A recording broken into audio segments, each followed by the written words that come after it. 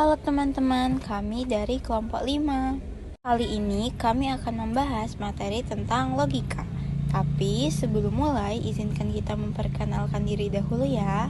Nama saya Joanne Getersia Halirat dengan NIM 221011003. Halo, perkenalkan nama saya Anggraini Tri Ivana dengan NIM 22101221. Perkenalkan, nama saya Inka Mailensun dengan NIM 22101013. Nama saya Andriani Khairunisa Mempawa dengan NIM 22101018. Mari langsung kita masuk pada pemaparan materinya. Apa ya itu logika? Secara singkat, logika dapat diartikan sebagai ilmu pengetahuan dan kecakapan untuk berpikir lurus atau tepat. Logika menyelidiki, merumuskan, serta menerapkan hukum-hukum yang harus ditepati agar dapat berpikir lurus, tepat, dan teratur. Logika bukan hanya teori belaka, melainkan suatu keterampilan untuk menerapkan hukum-hukum pemikiran dalam praktik. Inilah sebab mengapa logika disebut filsafat yang praktis. Pikir adalah objek material logika. Yang dimaksudkan dengan berpikir di sini yaitu kegiatan pikiran, akal budi manusia. Dengan berpikir, manusia mengolah dan mengerjakan sehingga ia dapat memperoleh kebenaran. Objek formal logika yaitu berpikir lurus dan tepat. Maksudnya, kapan suatu pemikiran itu sesuai dengan hukum serta aturan yang sudah ditetapkan dalam logika. Ini menunjukkan bahwa logika adalah suatu pegangan atau pedoman untuk berpikir. Logika dapat dibedakan menjadi dua macam, tapi keduanya tidak dapat dipisahkan satu sama lain. Yang pertama, logika kodrati, dan yang kedua adalah logika ilmiah. Logika kodrati. Akal budi dapat bekerja menurut hukum-hukum logika dengan cara yang spontan. Tetapi dalam hal-hal yang sulit, baik akal budinya maupun seluruh diri nyatanya dipengaruhi oleh keinginan dan kecenderungan yang subjektif. 2. Logika ilmiah. Logika ini membantu logika kodratia. Logika ini memperhalus serta mempertajam pikiran serta akal budi. Karena pertolongan logika ini, akal budi dapat bekerja dengan lebih tepat, lebih teliti, lebih mudah, dan lebih aman. Nah, sejarah perkembangan logika mencakup beberapa tingkatan waktu, antara lain zaman Yunani kuno, abad pertengahan, dan zaman Eropa modern. 1. Yunani kuno. Beberapa tokoh sejak lama telah memberikan saran serta dasar mengenai logika. Mereka yaitu para kaum sofis, Plato, serta Sokrates melalui metodenya berjudul metode Maieutis atau metode bidan. Namun, penemuan yang sebenarnya baru terjadi oleh Aristoteles, Theophrastus, dan kaum Stoa. Aristoteles meninggalkan 6 buah buku kepada murid-muridnya yang diberi nama Tu Organon.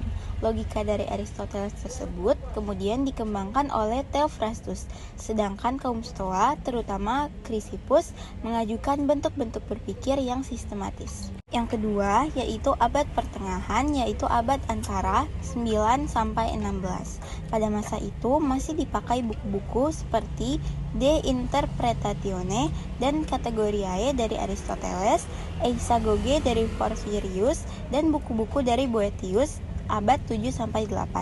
Ada usaha untuk mengadakan sistemasi dan komentar-komentar yang dikerjakan oleh Thomas Aquinas dan kawan-kawannya. Mereka juga serentak mengembangkan logika yang sudah ada. Logika modern muncul dalam abad 8. Raimundus Lullus menemukan suatu metode logika yang baru yang disebut ars magna. Metode ini berupa aljabar pengertian yang bermaksud membuktikan kebenaran-kebenaran tertinggi. Kemudian, logika Aristoteles mengalami perkembangan yang murni. Logika itu dilanjutkan oleh beberapa tokoh seperti Thomas Hobbes dalam Leviathannya dan John Locke dalam An Essay Concerning Human Understanding-nya. 3. Eropa modern dari abad 17 sampai 18 atau 20. Masa ini juga disebut masa penemuan-penemuan yang baru. Francis Bacon mengembangkan metode induktif pada masa ini. Metode ini dinyatakannya dalam buku Novum Organum Scientiarum. Selain itu, W. Leibniz menyusun logika aljabar berdasarkan makna dari Raimundus Lullus. Logika ini bertujuan menyederhanakan pekerjaan akal budi dan lebih memberikan kepastian. Logika Aristoteles masih diperkembangkan dalam jalur yang murni. Logika ini dijalankan oleh para neohomis, Tradisi Aristoteles dilanjutkan juga dengan tekanan pada induksi, tampak antara lain dalam buku System of Logics-nya J.S. Mill. Melalui masa ini, logika metaisis mengalami perkembangan melalui Immanuel Kant. Ia menamainya logika transendental. Kemudian, logika menjadi sekadar suatu peristiwa psikologis dan metodologis. Akhir logika pada abad 19 dan 20 ini dikembangkan terutama oleh A. de Morgan, G. Boole, W. S. Jevons, S. Schroeder, B. Russell, G. Peano, dan masih banyak nama yang lain. Apa saja ya pembagian dari logika? Logika menyelidiki hukum-hukum pemikiran yang terjadi dengan cara menguraikan unsur-unsur pemikiran tersebut. Namun demikian, pemikiran manusia bukanlah suatu kegiatan yang terjadi di dalam batin saja. Pemikiran itu juga tampak dalam tanda-tanda lahiriah. Karena itu, logika membicarakan baik pengertian-pengertian maupun kata-kata, baik keputusan-keputusan maupun kalimat-kalimat, dan akhirnya baik penyimpulan-penyimpulan maupun pembuktian-pembuktiannya. Ketiga unsur yang telah disebutkan sebelumnya merupakan 3 pokok kegiatan akal budi manusia. Berikut ini ketiga pokok kegiatan akal budi tersebut. Yang pertama, menangkap sesuatu sebagaimana adanya. Yang kedua, memberikan keputusan. Dan ketiga, merundingkannya. Apa sih pentingnya belajar logika? Logika membantu manusia yang pada umumnya bertindak berdasarkan pemikiran dan mempertimbangkan sesuatu dengan objektif untuk berpikir lurus, tepat, dan teratur, sehingga manusia itu dapat memperoleh kebenaran dan menghindari kesesatan dalam pengambilan keputusan. Yang pertama, pembagian penggolongan. Macam-macam cara untuk mengadakan pembagian penggolongan. A. Pembagian penggolongan itu harus lengkap. B. Pembagian penggolongan itu harus sungguh-sungguh memisahkan. C. Pembagian penggolongan itu harus menggunakan dasar prinsip yang sama. D. Pembagian penggolongan itu harus sesuai dengan tujuan yang mau dicapai. Kesulitan yang dapat timbul sebagai berikut. A. Apa yang benar untuk keseluruhan juga benar untuk bagian-bagiannya, tetapi apa yang benar untuk bagian-bagian belum pasti juga benar untuk keseluruhannya. B. Adanya keraguan-keraguan tentang apa atau siapa yang sebenarnya masuk ke dalam kelompok tertentu. C. Karena tidak berpikir panjang, orang cenderung mengambil jalan pintas. Yang kedua, definisi. Kata definisi berasal dari kata definitio dalam bahasa Latin, yang berarti pembatasan. Definisi berarti suatu susunan kata yang tepat, jelas, dan singkat untuk menentukan batas pengertian tertentu. Ada 2 macam definisi. Yang pertama, definisi nominal. A.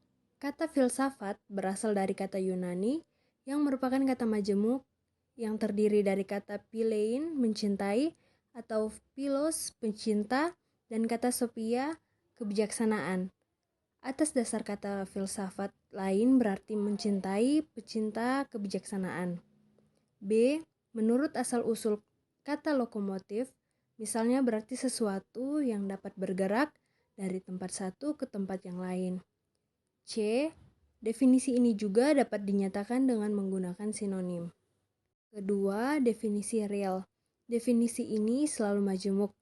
Artinya, definisi itu terdiri atas 2 bagian. Bagian yang pertama menyatakan unsur yang merupakan hal benda, dan bagian yang kedua menyatakan unsur yang membedakan dari sesuatu yang lainnya. Definisi real ini dapat dibedakan menjadi berikut. A. Definisi hakiki atau esensial. Definisi ini sungguh-sungguh menyatakan hakikat sesuatu. B. Definisi gambaran, menggunakan ciri-ciri kuat sesuatu yang akan didefinisikan. C.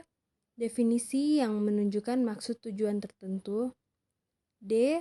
Seringkali definisi diadakan hanya dengan menunjukkan sebab musabab sesuatu. Ada beberapa peraturan yang perlu ditepati untuk suatu definisi. Berikut ini merupakan aturan-aturan tersebut.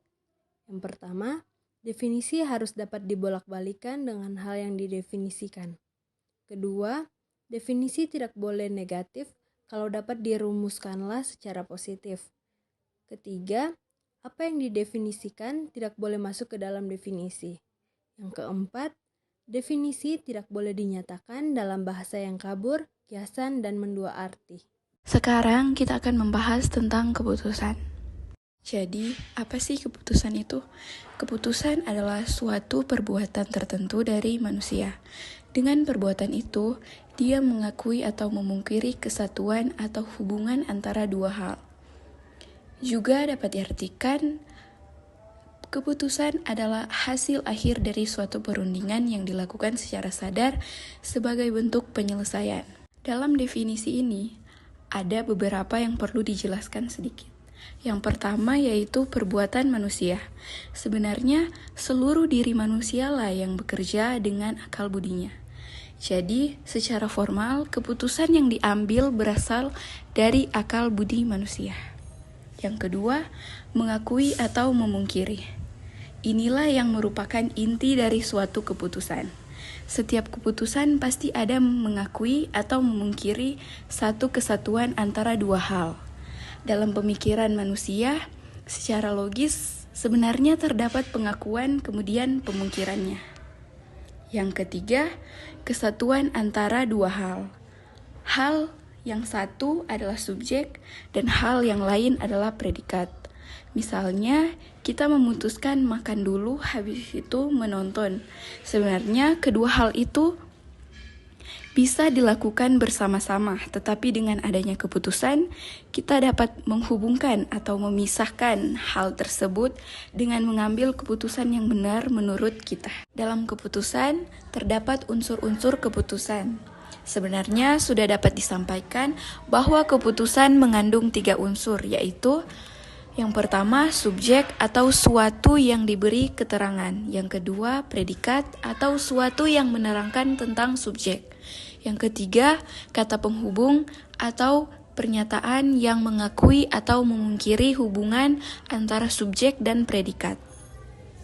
Dari 3 unsur di atas, kata penghubunglah yang paling penting.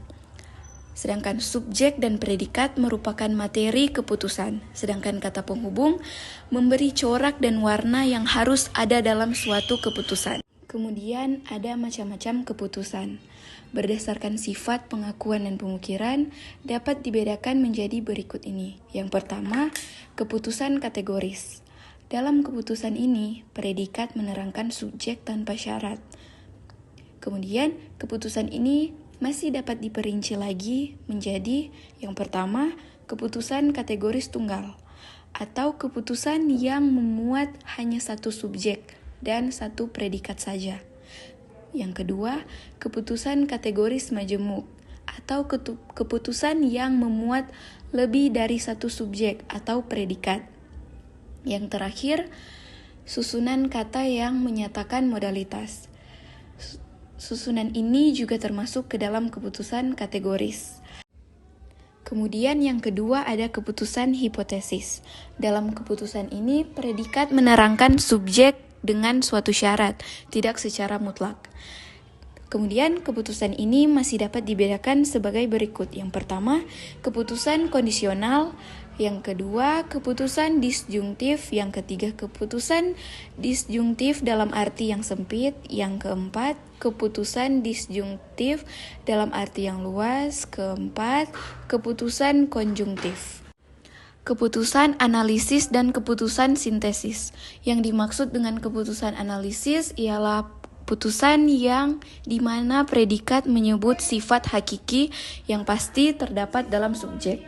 Dan yang dimaksud dengan keputusan sintesis ialah putusan di mana predikat menyebutkan sifat yang tidak hakiki, tidak niscaya yang terdapat pada subjek tetapi dapat dikaitkan dengan subjek itu. Kemudian keputusan A, E, I, O. Yang pertama, keputusan A yaitu keputusan afirmatif atau positif dan universal. Yang kedua, keputusan E yaitu keputusan negatif dan universal. Yang ketiga, keputusan I, keputusan afirmatif atau positif dan partikula. Yang terakhir, keputusan O yaitu keputusan negatif dan partikular. Kemudian ada luas predikat. Keputusan disebut universal, partikular, dan singular apabila luas subjeknya universal, partikular, dan singular.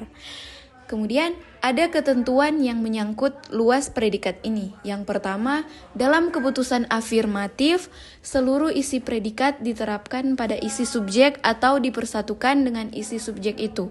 Yang kedua, dalam keputusan negatif, isi predikat atau dalam arti tidak semua unsurnya tidak diterapkan pada subjek atau dipersatukan dengan subjek itu. Masih dengan luas predikat.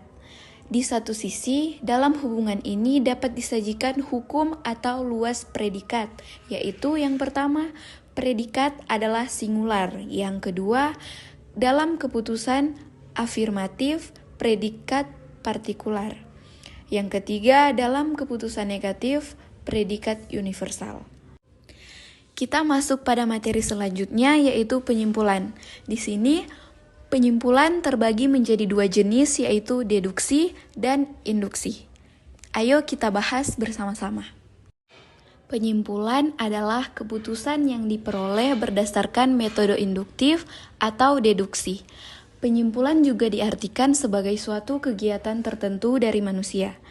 Misalnya, manusia bergerak menuju ke pengetahuan yang baru berdasarkan pengetahuan yang telah dimilikinya. Penyimpulan terdiri atas beberapa macam. Yang pertama, penyimpulan secara langsung atau secara intuitif. Dalam penyimpulan ini, tidak diperlukan pembuktian-pembuktian. Secara langsung, disimpulkan bahwa subjek sama dengan predikat. Hal ini terjadi pada asas-asas pemikiran. Yang kedua, penyimpulan yang tidak langsung. Penyimpulan ini diperoleh dengan menggunakan term, atau dalam kurung M dengan term ini antara diberikan alasan mengapa subjek sama dengan predikat atau subjek tidak sama dengan predikat. Dalam materi ini kita membahas penyimpulan, induksi, dan deduksi. Apa sih induksi dan deduksi itu? Yang pertama, induksi. Induksi adalah suatu proses tertentu. Dalam proses itu, akal budi kita menyimpulkan pengetahuan yang umum atau universal dari pengetahuan yang khusus atau partikular. Yang kedua, deduksi. Deduksi merupakan suatu proses tertentu yang di dalam proses itu akal budi kita menyimpulkan pengetahuan yang lebih khusus dari pengetahuan yang lebih umum. Materi selanjutnya adalah silogisme. Apa sih silogisme itu? Silogisme adalah setiap penyimpulan di mana dari dua keputusan disimpulkan suatu keputusan yang baru atau kesimpulan. Keputusan yang baru itu berhubungan erat sekali dengan permis-permisnya. Kemudian, dalam silogisme, ada dua silogisme. Yang pertama, silogisme hipotesis. Yang kedua, silogisme kategoris. Tetapi yang akan kita bahas kali ini adalah silogisme kategoris. Silogisme kategoris adalah silogisme yang permis dan kesimpulannya berupa keputusan kategoris. Silogisme ini dapat dibedakan menjadi dua. Yang pertama, silogisme kategoris tunggal. Kenapa disebut silogisme kategoris tunggal? Karena terdiri atas dua permis. Yang kedua, silogisme kategoris tersusun. Kenapa disebut silogisme kategoris tersusun? Karena terdiri atas lebih dari dua permis. Silogisme hipotesis. Silogisme hipotesis adalah silogisme yang terdiri atas satu premis atau lebih yang berupa keputusan hipotesis. Silogisme hipotesis. Silogisme hipotesis adalah silogisme yang terdiri atas satu premis atau lebih yang berupa keputusan hipotesis. Saya memiliki dua contoh, dan dari kedua contoh kalimat ini akan kita pilih bersama manakah contoh kalimat yang benar dan contoh kalimat yang salah dari silogisme hipotesis kondisional. Contoh yang pertama, jika turun hujan maka jalanan menjadi basah. Jika turun hujan merupakan antecedents yang mengandung syarat, dan maka jalanan menjadi basah merupakan konsekuensi atau keputusan yang mengandung apa yang disyaratkan. Contoh yang kedua, kalau kamu lulus ujian, maka kamu harus ulangi sekali lagi. Kalau kamu lulus ujian merupakan antecedents, dan maka kamu harus ulangi sekali lagi adalah consequence. Nanti kita akan pilih ya, manakah contoh kalimat yang benar dan contoh kalimat yang salah. Yang merupakan inti keputusan kondisional ialah hubungan antara antecedents dan konsekuensinya. Karena itu, keputusan kondisional benar kalau hubungan bersyarat yang dinyatakan di dalamnya benar. Sebaliknya, keputusan itu salah kalau hubungan itu tidak benar. Dan dari kedua contoh kalimat yang telah saya sampaikan tadi, dapat disimpulkan atau sudah jelas bahwa pada contoh kalimat yang pertama itu mengandung kebenaran karena antecedents dan konsekuensinya saling berhubungan dan saling memenuhi syarat-syaratnya. Dimana jika hujan turun memang benar, maka jalanan akan menjadi basah. Nah, kalau contoh kalimat yang kedua, ini tidak ada hubungannya sama sekali. Dimana kalau kamu lulus ujian, maka kamu harus ulangi sekali lagi. Karena kan sudah dinyatakan lulus, kenapa harus ulangi ujiannya sekali lagi? Dan itu tidak saling berhubungan. Atau dapat dinyatakan itu merupakan keputusan yang salah akibat dari hubungan yang tidak tepat atau hubungan yang tidak benar. Hukum-hukum silogisme kondisional. Yang pertama, kalau attendance-nya benar atau dalam hubungan yang lurus, maka konsekuensi atau kesimpulannya juga benar. Yang kedua, kalau konsekuensi atau kesimpulannya salah dan hubungannya lurus, maka attendance-nya juga salah. Silogisme hipotesis disjungtif. Silogisme hipotesis disjungtif ialah silogisme yang premis mayornya terdiri dari keputusan disjungtif. Premis mayor menyatakan atau memungkiri salah satu dari kemungkinan yang disebut dalam premis mayor. Kesimpulan mengandung kemungkinan yang lain, dinyatakan dalam kalimat atau pernyataan atau pernyataan. Kita dapat lihat bersama di bagian sebagai berikut. A atau B? Nah, A jadi bukan B. A atau B? Nah, bukan A jadi B. Silogisme disjungtif terbagi menjadi dua.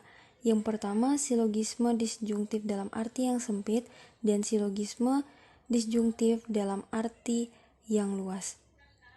Silogisme disjungtif dalam arti yang sempit hanya mengandung dua kemungkinan, tidak lebih dan tidak kurang, tidak dapat bersama-sama benar, dan tidak ada kemungkinan ketiga.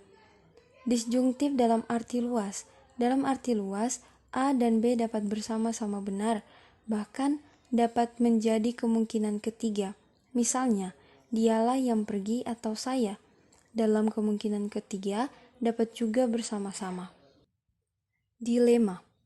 Dilema adalah semacam pembuktian yang di dalamnya terdiri dari dua atau lebih putusan disjungtif untuk ditarik kesimpulan yang sama, atau pembuktian bahwa dari masing-masing kemungkinan harus ditarik kesimpulan yang tidak dikehendaki.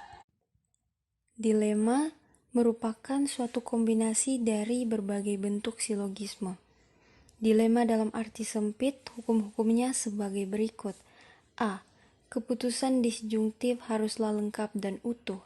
Artinya, semua kemungkinan harus disebut. Tiap-tiap bagian harus sungguh selesai, habis atau tuntas, sehingga tidak ada kemungkinan yang lain. B. Konsekuensinya haruslah lurus.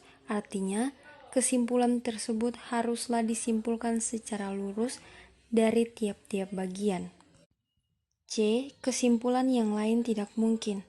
Artinya, kesimpulan tersebut merupakan kesimpulan satu-satunya kesimpulan yang mungkin ditarik. Kesesatan atau fallacia.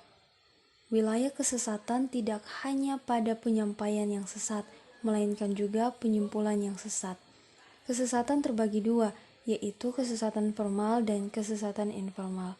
Kemudian kesesatan informal terbagi lagi menjadi dua, yaitu kesesatan diksi dan kesesatan presume. Kesesatan diksi. Kesesatan diksi sering terjadi karena bahasa yang kita gunakan tidak cukup menjelaskan apa yang kita pikirkan. Kalimat-kalimat menjadi rancu dan menyesatkan. Ini bisa memperlemah argumentasi. Akibatnya, kita mudah dipatahkan, bahkan dianggap keliru oleh orang lain. Saat ini kita akan melihat atau kita akan membahas kesesatan-kesesatan yang terdapat dalam kesesatan diksi. Oleh sebab itu, pokok yang pertama A. Kesesatan karena penempatan kata depan yang keliru. Contohnya sebagai berikut. Antara hewan dan manusia memiliki perbedaan. Kata antara di sini dalam contoh ini mengacaukan subjek dalam kalimat dalam mengungkapkan hal yang sama. B. Kesesatan karena mengacaukan posisi subjek atau predikat. Kesesatan ini sering terjadi dalam kalimat dengan phrase participle. Contohnya, karena berteriak histeris, dokter memberi pasiennya obat penenang. Karena subjek kalimat dan subjek partisipal itu sama, yakni dokter, maka yang berteriak histeris adalah dokter. Kalimat yang benar seharusnya sebagai berikut. Karena berteriak histeris, pasien diberikan obat penenang oleh dokter. C. Kesesatan karena ungkapan yang keliru. Contohnya, penjahat kawakan itu berhasil ditangkap oleh polisi di kawasan Tanah Abang hari Rabu lalu. Kalimat ini menunjukkan bahwa yang berhasil adalah penjahat kawakan. Kalimat yang benar seharusnya sebagai berikut. Polisi berhasil menangkap penjahat kawakan itu pada hari Rabu yang lalu. D. Kesesatan amfiboli atau kesesatan amfibolik. Kata amfiboli berasal dari kata amfo dalam bahasa Yunani yang berarti ganda atau pada kedua sisi. Pengertian asal kata ini memiliki kesejajaran dengan kata ambiguity dalam bahasa Inggris yang berarti ambigu. Kesesatan ini menggunakan kalimat-kalimat yang dapat diinterpretasikan mengandung makna lebih dari satu. E. Kesesatan aksen atau prosodi. Kesesatan ini timbul dari pemberian tekanan yang salah dalam pembicaraan. F. Kesesatan karena alasan yang salah atau hanya diandaikan. Kesesatan ini terjadi ketika sebuah konklusi ditarik dari premis yang tidak relevan dengannya. Contohnya sebagai berikut. Bambang harus dipromosikan sebagai manajer. Dia adalah anggota tim yang baik. Ayahnya adalah seorang eksekutif bisnis. Ibunya adalah seorang yang sangat saleh. Dia termasuk dalam asosiasi profesional yang sama dengan bos. Oleh karena itu, Bambang harus dipromosikan menjadi manajer. Konklusinya, Bambang harus dipromosikan menjadi manajer, tidak berangkat dari premis yang relevan dengan posisinya sebagai manajer, di mana terdapat pernyataan ayahnya seorang eksekutif bisnis dan ibunya seorang yang sangat saleh dan sebagainya. Yang kedua ialah kesesatan presumsi. Kesesatan ini muncul bila kebenaran dari konklusi yang seharusnya dibuktikan diandaikan saja tanpa bukti atau tanpa argumen, atau bila isu yang sudah dimiliki malah diabaikan, atau bila kesimpulan itu ditarik dari premis-premis yang tidak dapat diandalkan. A. Kesesatan karena pernyataan yang mengandung pertanyaan. Kesesatan ini merupakan pengandaian tentang kebenaran dari proposi atau dari premis yang justru harus dibuktikan. Sebagai contoh, komunisme adalah bentuk pemerintahan terbaik karena peduli terhadap kepentingan bersama. B. Kesesatan karena menghindari persoalan. Kesesatan ini terbagi menjadi beberapa bagian. Yang pertama, argumentum ad hominem. Kesesatan ini timbul karena argumentasi dialihkan dari pokok persoalan ke orang atau pribadi. Yang kedua, argumentum ad populum. Ditujukan kepada massa atau orang banyak dengan cara menggugah perasaan mereka supaya menyetujui atau mendukung suatu pendapat atau argumentasi. Ketiga, argumentum ad misericordiam. Ini timbul karena argumentasi dialihkan dari persoalan kepada rasa belas kasihan. Keempat, argumentum ad crumemam. Ini terjadi ketika argumentasi dialihkan dari persoalan yang sesungguhnya kepada uang. Kelima, argumentum ad verecundiam. Terjadi karena argumentasi dialihkan dari persoalan yang sebenarnya kepada tradisi. Keenam, argumentum ad ignorantiam. Ini timbul karena argumentasi didasarkan pada ketidaktahuan. 7. Argumentum ad auctoritatem. Timbul karena dukungan argumentasinya didapatkan dari kewenangan. 8. Argumentum ad baculum. Terjadi karena adanya suatu ancaman. 9. Argumentum demi keuntungan seseorang. Sebagai contoh, seorang pria kaya mau membiayai kuliah seorang mahasiswi asal mahasiswi tersebut mau menjadi istrinya. Kesepuluh, kesesatan non causa pro causa. Kesesatan ini terjadi atau kesesatan ini sengaja dibuat untuk menghindari persoalan yang dihadapi dengan menggunakan teknik-teknik berikut. Yang pertama, membuktikan apa yang tidak harus dibuktikan. Kedua, tidak membuktikan apa yang seharusnya dibuktikan. Ketiga, menyanggah apa yang sebenarnya tidak dinilai. Dan keempat, membuktikan sesuatu yang tidak termasuk dalam persoalan. C. Kesesatan melalui retorika. Yang pertama, eufemisme dan difemisme. Kedua, perbandingan definisi dan penjelasan retorik. Perbandingan retorik digunakan untuk mengekspresikan atau memengaruhi sikap. Definisi retorik memasukkan prasangka tertentu ke dalam makna dari suatu istilah. Penjelasan retorik juga bisa menyesatkan. Ketiga, stereotip adalah pemikiran atau pencirian sekelompok orang dengan sedikit bukti atau tanpa bukti sama sekali. Keempat, innuendo atau sindiran adalah sindiran yang tak langsung, yang tak terjadi secara langsung. Kelima, pertanyaan bermuatan atau loading question. Kesesatan pertanyaan bermuatan terjadi karena dalam pertanyaan yang diajukan tersirat muatan jawaban. 6. Weseler adalah metode linguistik untuk keluar dari kesulitan. 7. Meremehkan atau downplay adalah upaya untuk membuat seseorang atau sesuatu kesulitan kurang penting atau kelihatan kurang penting dan tidak berarti. Stereotype, perbandingan retorik, penjelasan retorik, dan innuendo dapat digunakan untuk mendownplay atau meremehkan sesuatu. 8. Lelucon atau sindiran adalah gaya retorika yang cukup berpengaruh.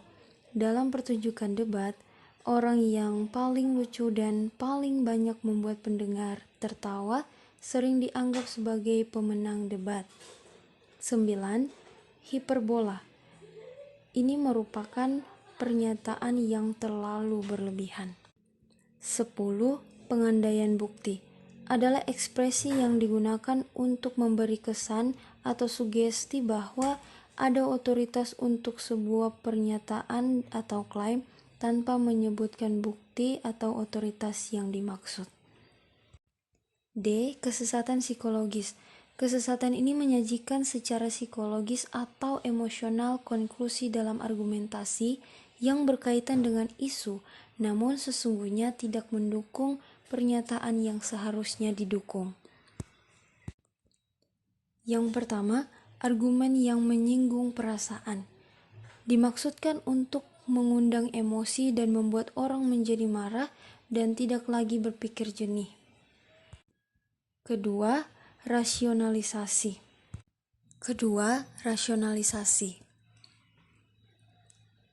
Tiga, dua kesalahan menjadi satu yang benar. 4. Mengalihkan persoalan atau tabir asap. ditimbulkan dengan menggunakan taktik mengalihkan persoalan agar orang tidak lagi berkonsentrasi pada masalah awal. Kesesatan karena dilema semu. Terjadi apabila kita membatasi pertimbangan hanya pada dua alternatif, meskipun sebenarnya ada alternatif lain yang tersedia. Contohnya, seorang dianggap ateis karena tidak ke gereja pada hari Minggu. Anggapan ini hanya melihat dua alternatif, ke gereja atau ateis. Karena bisa saja juga muncul kemungkinan-kemungkinan yang lain, dia sakit atau lain sebagainya yang memungkinkan atau mengharuskan dia untuk tidak datang ke gereja pada hari Minggu. Nah, materinya sudah selesai semua teman-teman. Semoga kalian senang ya belajar dengan kami. Kalau dalam penjelasan kami tadi terdapat banyak kekurangan, kami mohon maaf ya. Terima kasih banyak teman-teman.